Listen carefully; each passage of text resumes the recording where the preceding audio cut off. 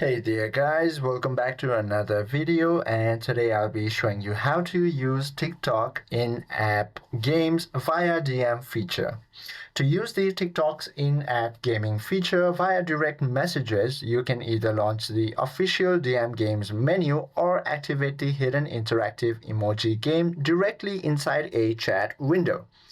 To use this feature, all you have to do is open your TikTok application, then head to this inbox option from your navigation bar. Now head to any of these chat boxes. Now, once you are in this chat box, all you have to do is tap on this message box or the text box.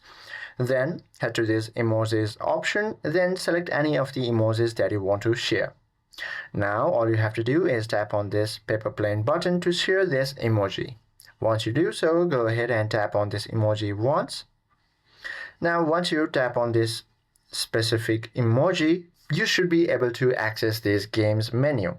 However, this is not available in mine because the message request has just been sent to this specific TikTok account, but you can try this on ongoing conversations, which will make it more easier to access this gaming feature from your inbox or DM. I hope this video helps you out a lot. If you have any questions or queries, please do comment down below.